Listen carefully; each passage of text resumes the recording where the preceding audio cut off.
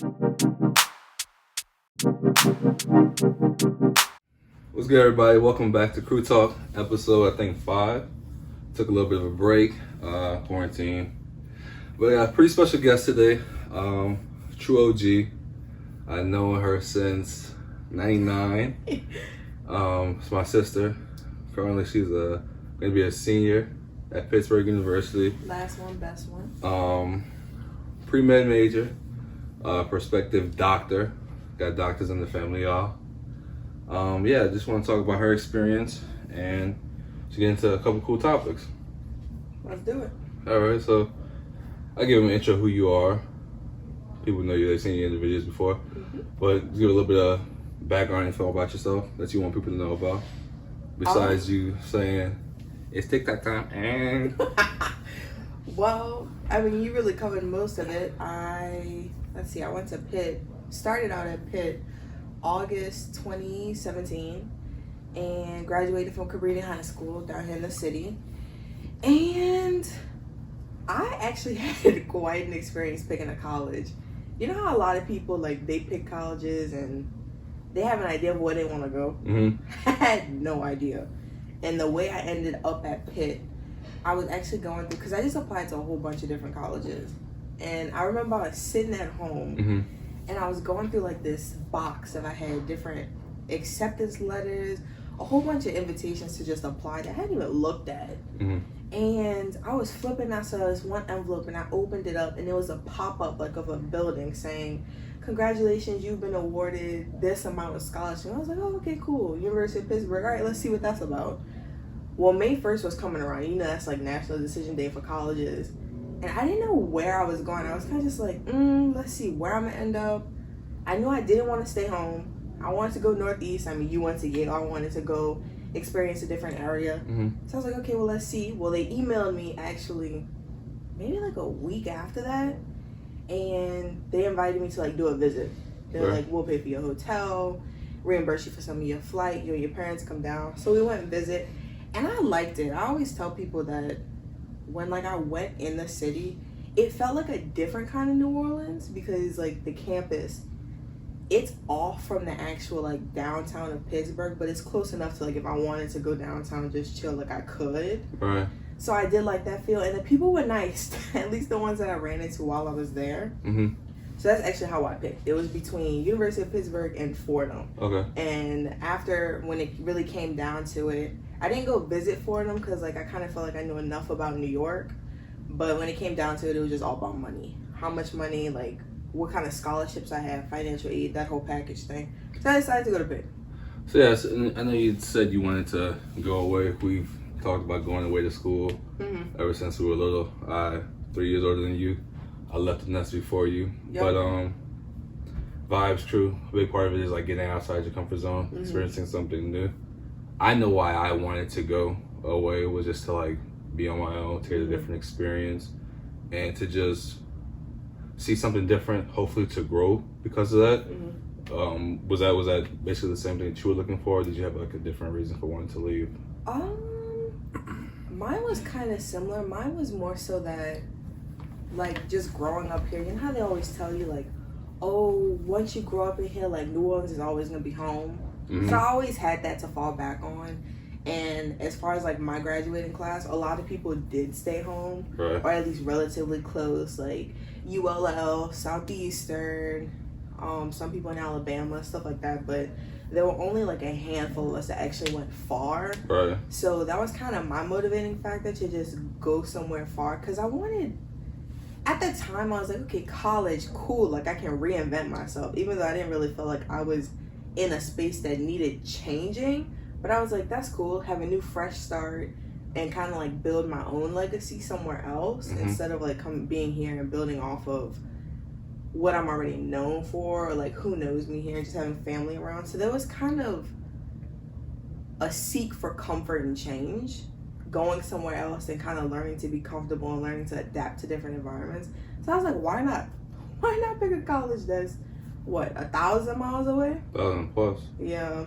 So that's kind of where I went. Yeah, for me, I never really told anybody, but the fact of like going away kind of gave me the sense of like, it made failing more real. Because if I'm by myself, there's no one else to rely on. Obviously, you go to college and meet friends and you have roommates and stuff that you can fall on, but it's like you're literally building a new life for yourself.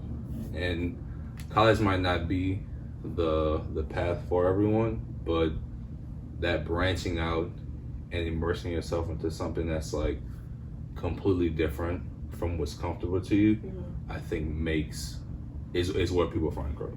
And I also wanted to go somewhere where I was the one who was different. You know, like I felt going to school here in the South, it's kind of like, oh, I'm in the South. South is home for me. Like, where are you from? Right. You know, and then I went to Pitt and everyone's like, oh, dang, you from Louisiana? Like, why Pitt? That is the big question that I get any person that I meet. Why Pitt? And I'm always like, okay, well, it was good scholarship. You know, they always like, okay, well, obviously, yada, but there was yada. something else that like. But there was something else that's kind of like, how do you really explain that to a stranger? Like, I just wanted to pick up everything and start over. Right. You know, everyone's like, oh, you have family. Like, why leave family? Do you have family out here? And it's like, no. I think that's one thing that people is like an unsaid like security blanket that people they're just so, it's so weird to start over. Yeah. Like being comfortable and just doing the normal routines. It's like, why change that? Or like, why would I put myself in a situation where like things don't come easy to me? There was this quote that I actually saw one time, and it said something to the effect of being so comfortable for so long eventually gets uncomfortable. Yeah. And it's like you're in the same patterns over and over again, and you're around what you used to, and then you kind of start seeking something different. I mean, but you don't know what to do. Perfect example. People love sleeping. People love like laying down and relaxing. But after so long, laying down starts to get uncomfortable. So like, what's easy is not always what's best or what you should do. And like, since you want to talk about quotes and all that, there's a quote. Don't know who said it. I'm gonna say I said it, but you want to become comfortable in the uncomfortable. Yeah.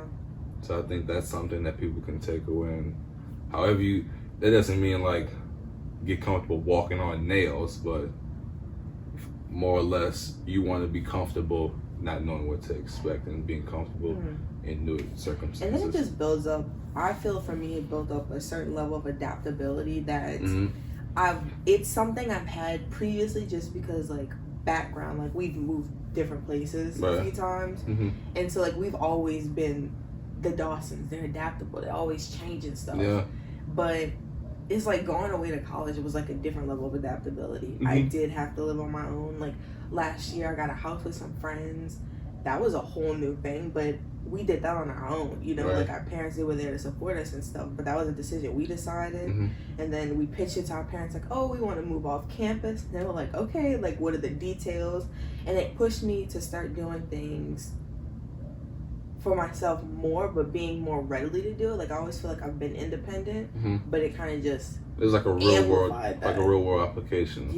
Like I was independent within a household that I was still dependent on, you know. And then being in another environment by myself, I was independent, but I also had to be independent. Like we come from a family where you call one of our parents, like they're always gonna be there, you know. But being in a situation where I was more motivated to try to figure things out myself and then reach out to them after the fact. Like I would go through something and I'd call mom and be like, okay, so this happened and this is a decision I'm leaning towards. I already started doing this and this. And then she'd be like, oh yeah, well I think that was a good path to take. And I was like, okay, cool, great, because it's already done. Glad to know that you approve. So I was able to make decisions for myself and still have that backbone of support that I can just reach out to and be like, okay, so what were your thoughts on this? I mean, every story has its ups and downs, and you can't grow unless you fall. So what's something that you obviously have a year left, but what's something, a big lesson that you learned that was a result of failing or something that didn't go right in your time away? Because it'll be different for everyone, but yeah, obviously something probably happened and you learned a lesson from that. I would say I got more comfortable not being perfect. You know, like I never was perfect, but I was always striving to be perfect at something. You know, like for me in high school, I had all A's. You know, I was on student council, I was an ambassador, I gave tours, like I did things like that. I was always one of those people that someone went to when they needed help with someone, and that's how I made my legacy at Cabrini, as being student council president and kind of like being a common face at school. And then so the grades, like I studied, I got the grades, like I was comfortable and I knew what I was doing. Right. And then I got to college and they say, yeah, college is hard, yada yada yada. But then I was a science major and I got into these classes of like 300 people, and the average for an exam was a 40. And I'm like, okay, I've always had A. Like I was an A student. Yeah. So I'm sitting here, the average is a 40 and I got a 30 on it. So not only did the whole class do bad, but I was still at one level below everyone who did bad. That's a huge shock for a lot of people who go to college. You know, and that's the reality of it. I know, like, when you went to Yale and we were sitting at one of your, like, new family orientation things, and they were like, make sure to tell your child that where they came from, they were in the top. Now they're with other students who were all at the top. So now they're regular. Right. You know, and they need to get used to not being at the top. Yeah. And I feel like I always kept that in the back of my mind going to Pitt and just like starting college for myself, because it's like, okay, you know, the curriculum is going to be different, and like I'm going to have to figure out what works for me and what doesn't work for me.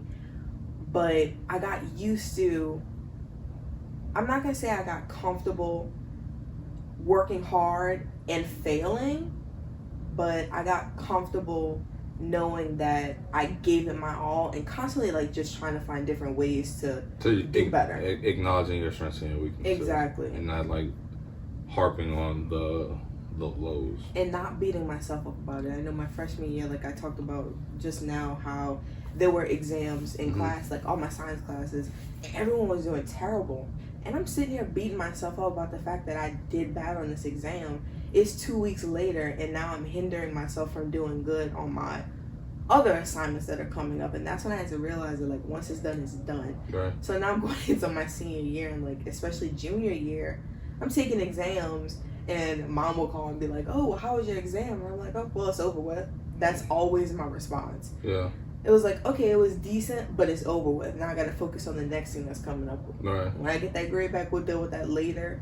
And I feel like I've also learned that even though, which is kind of weird to say and it might not make sense, but I can feel so confident going into an exam because there is stuff that I do know, take the exam, not do as good as I hoped on the exam, but I still feel like I knew a lot of material. You know, it might not have been... That sounds pretty psychotic.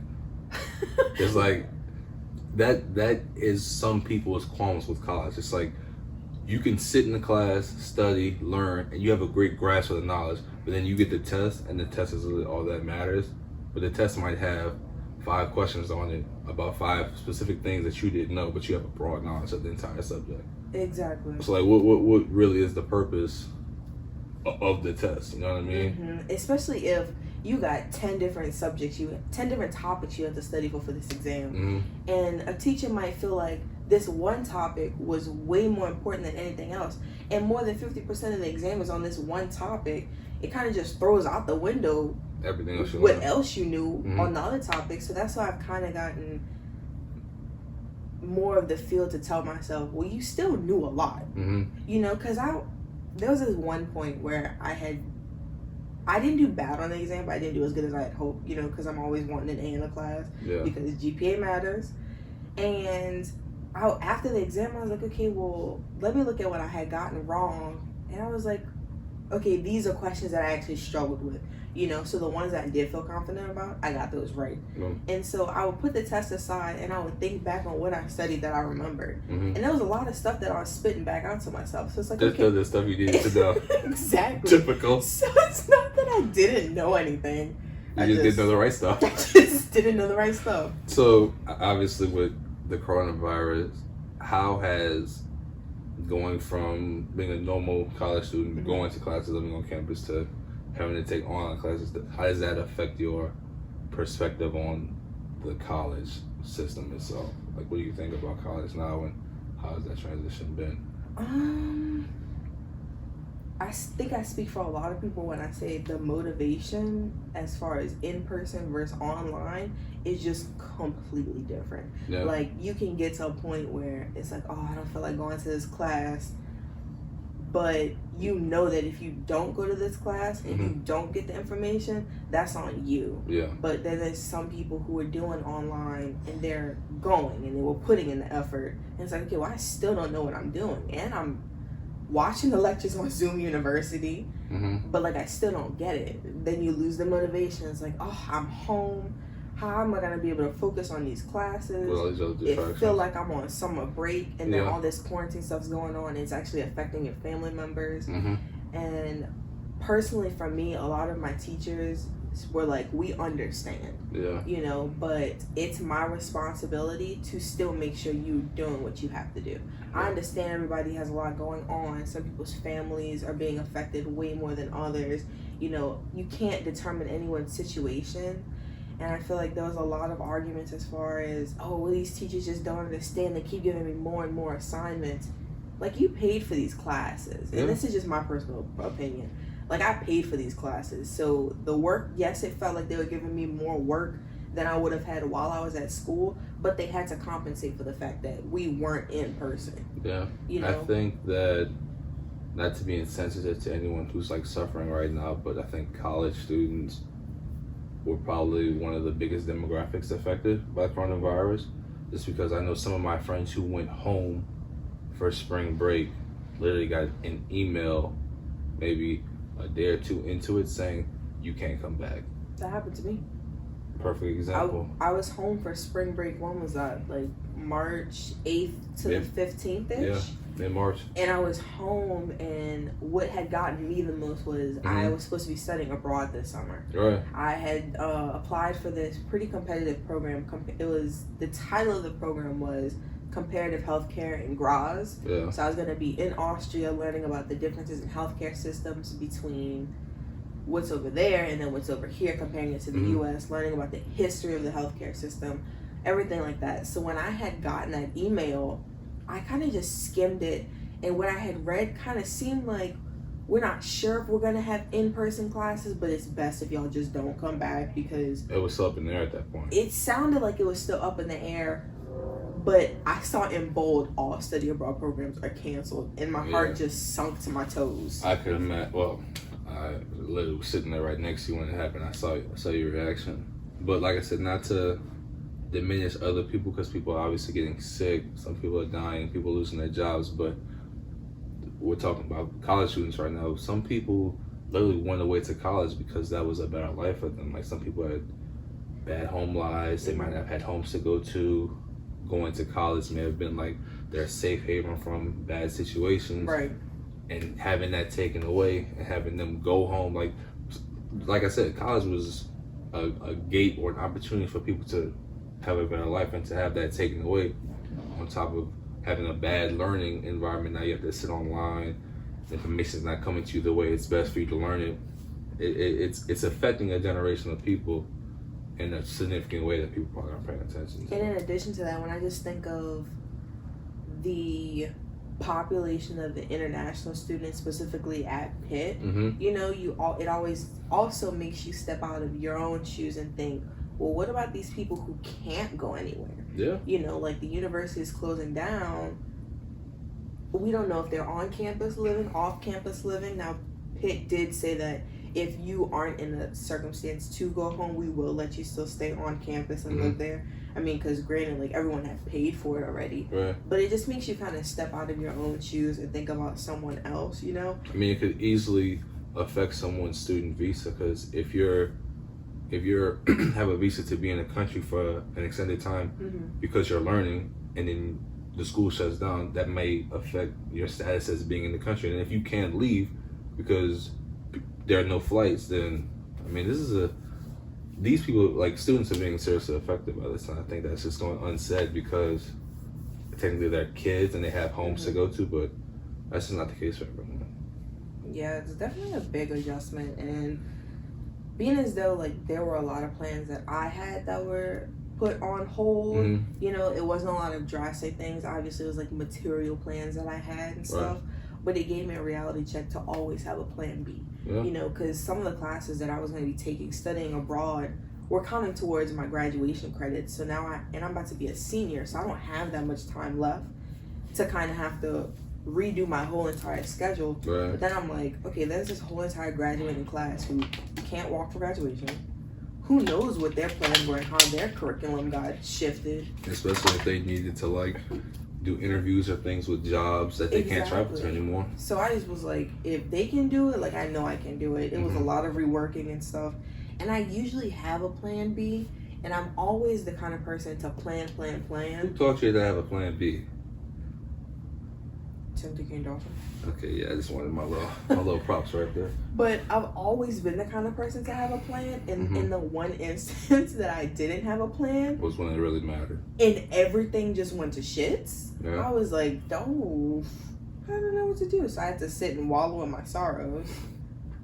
Wallow? What does wallowing look like? For the camera, what does wallowing look like?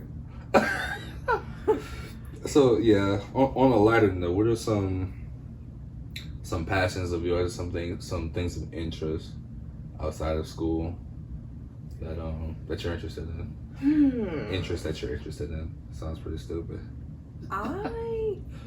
So like throughout high school, there's one in particular that I want you to talk about. Let's see if you can nail it on the first try. Of my interests? Yeah, it's a shared interest of ours. Quiz time, y'all. Let's see if she can get the bone I'm tossing her. A shared interest of ours. Oh, watching travel vlogs. Okay, watching travel vlogs, but we watch them because we want to travel. There we go. Thank you. Behind the scenes of shooting a podcast. That's definitely an interest. I mean, shoot, I just talked about how I plan to study abroad. So yes, I've always wanted to travel, but also I've been getting a lot more into like my writing.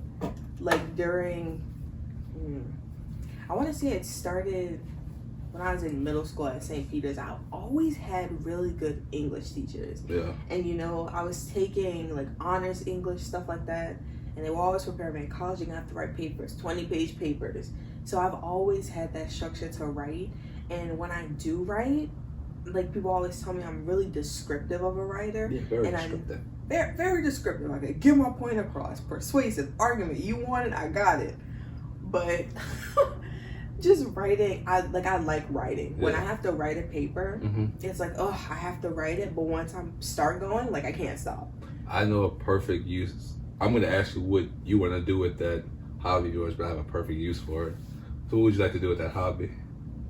Right now I'm just writing posts from my Finsta, but a perfect use would be if you transcribe these podcasts so I can put subtitles on the videos. I can't be descriptive. I only gotta say what we say. I mean, well, shit, you could write it down. Unless I make a script for these podcasts. But let's bounce back to travel. I mean, me and you, we call the travel Forget bar. the writing, huh? Forget your interest. No, I mean, this obviously value in writing, but right now you're just writing Finsta, so. Well, the plan was to kind of document and write about my study abroad, so we can bounce to travel for a second. Perfect interlude. But yeah, we caught the travel bug. Did we? In July last year, we went to Thailand. Obviously, Instagram pictures, staying in a hotel, being on the beach is what people think about with travel. But if you had to take like a deeper look at the experience for yourself, like what was something that you took away from it that you would hope other people would take away from their travels? So we went Fire to question, Thailand. huh? Yeah, we went to Thailand. That video, y'all, I still watch that video because it gives me all the feels.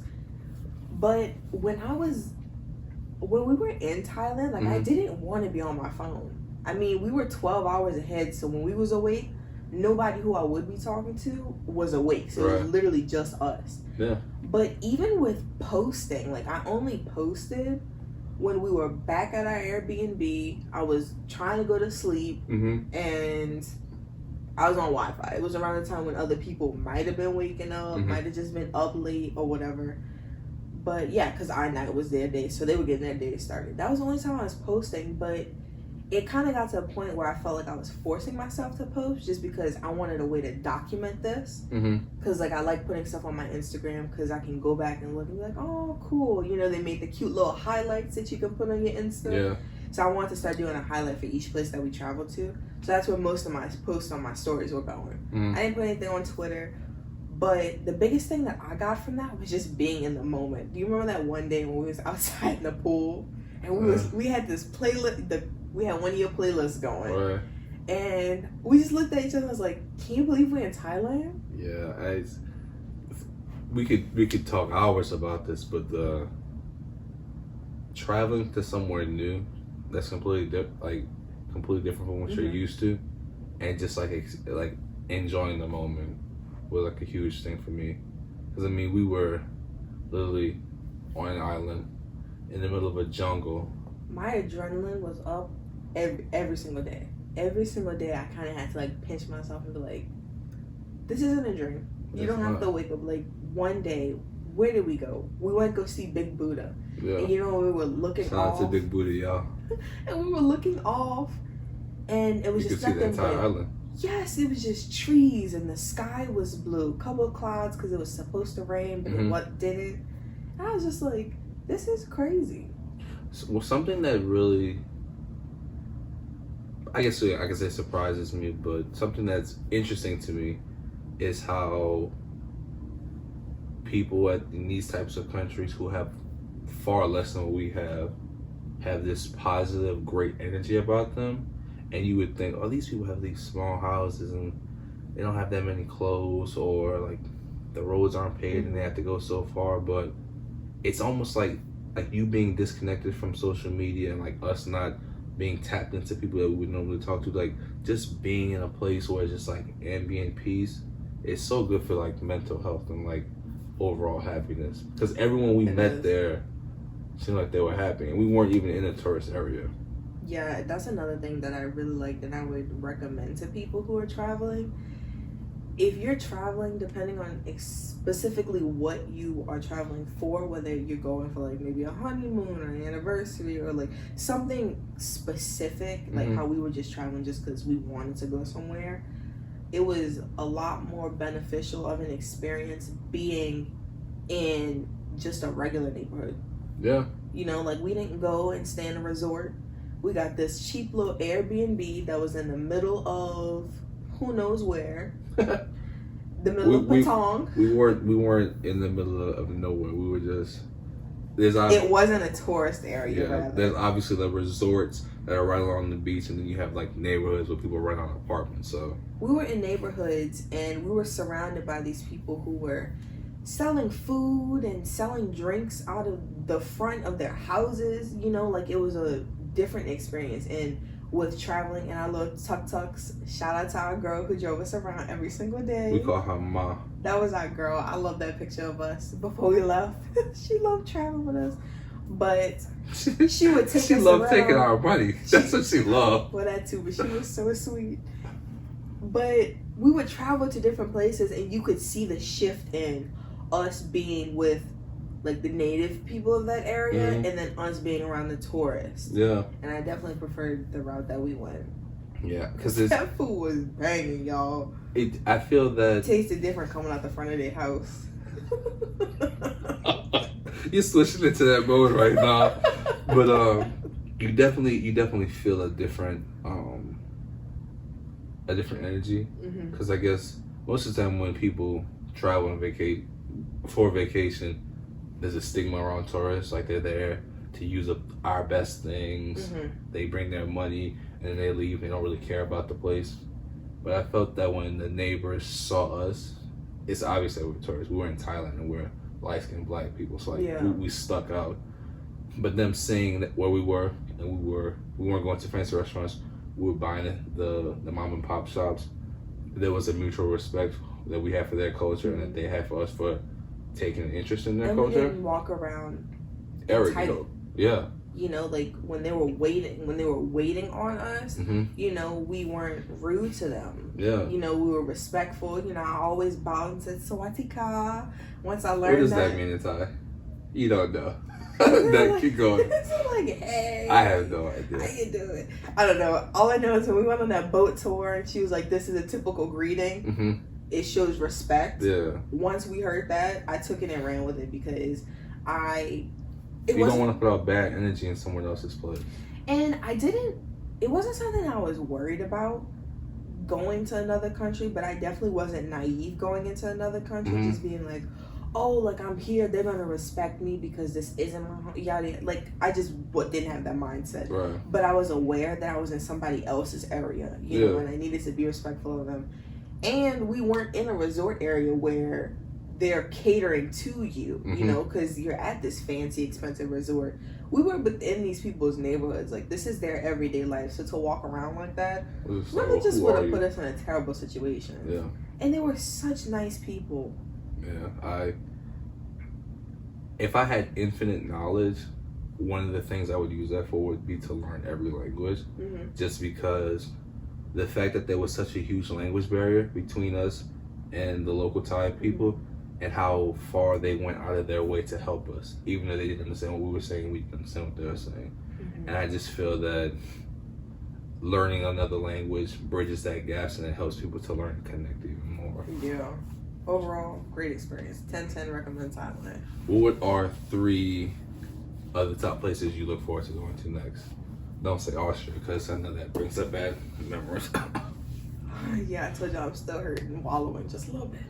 But that's really hard because I have a list and it's of places. It don't have to be the top 3, just 3 that you're looking forward to. Ooh, it really cut me off on that one, but I feel like you asking that question, you have an idea of your top 3. So hit me with yours and let me think on mine. My top 3, Bali. I mean, it's super popular on Instagram, but when I was at Yale, I took 8 semesters of Indonesian, so I actually fluently speak the language. So I think, like I said, knowing the language and going to another country is an awesome experience.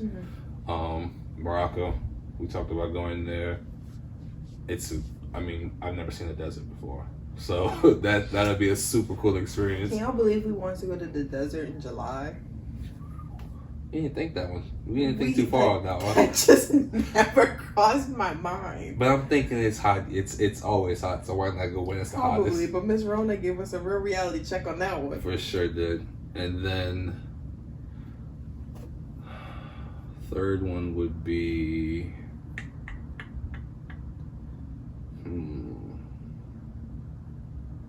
Seoul. I'm really interested in Asian culture right now, and I've been to Thailand, been to Japan, and Seoul. I've been getting introduced to the culture through K-pop and other Korean influences, I could say. And I mean, the Asian cultures are so different from each other. It doesn't matter which one you go to, you can have a cool experience. So Seoul, Morocco, and Bali, I think would be my next 3 that I'm interested in. Okay, so while I was thinking, obviously in my, I feel like this is just a rite of passage. Barcelona is near the top. I've always wanted to be a cheetah girl, to live out, y'all. I just rolled my eyes very hard. Always wanted to be a cheetah girl. Sing the song. Because we are sisters. Copyright. We stand together. Come on, next one. Barcelona. I don't want to go there now. They didn't even sing that one in Barcelona.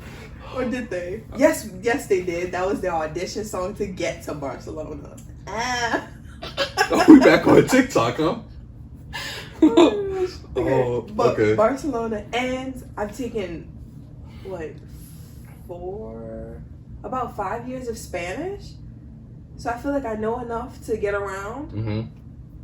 And Switzerland has always been in the top. Switzerland is gorgeous. Yeah, I see the pictures. It's just scenery that I want to experience. I want to be there and be like, I can't believe I'm in Switzerland. Just like how we felt with the scenery in Thailand. Yeah. And we've never seen mountains before. Yeah. So that'd be something completely awesome. What else? Completely new, rather. And I would say Morocco. Morocco? Yeah. Those are some cool places. Some sand dunes. Yeah. In the desert. That's cool. Yeah. Those are definitely some interesting places. And just like I said, I think traveling, if it's affordable to you, which 9 times out of 10 you can find a way to scrounge the money, I think it's something that everyone should do. Just because of the experience, it makes you a more well-rounded person. Yeah. Yeah. Anything else you want to talk about? Anything you want to get off your chest, share to the world on the #1 podcast in the world? That's ugly. Slight flex. We're on our way. Anything else I want to talk about? Well, we can end it off with where do you go from here? Like, what are your plans after you finish school? Something that you're interested in, looking forward to doing? The golden question. What are my plans after graduation? Always had to end on a strong question. First of all, how did I even become a senior? I don't know how I got here. Me neither. Last time I saw you, you were in Swaddle in a nursery. Muy pequeña. But Swaddle. It's crazy to think about, just because I always talk to my friends about the last, what was that, 3 freshman, sophomore, junior? Yes, the last 3 years. Mm-hmm. As a unit, they flew by, but it felt like each day was so long. Mm-hmm. The weeks, some of them were long, some of them were short. It feels like we were just freshmen. You know, we're at the point now where we think back on the memory and we're arguing about, was that sophomore year? Was that freshman year? Which semester was that? Yeah. All of our memories are running together. But I feel like through the years, I've gotten myself to a place where I'm starting to think about what I want to do after graduation. You know, I was that person that went through different majors.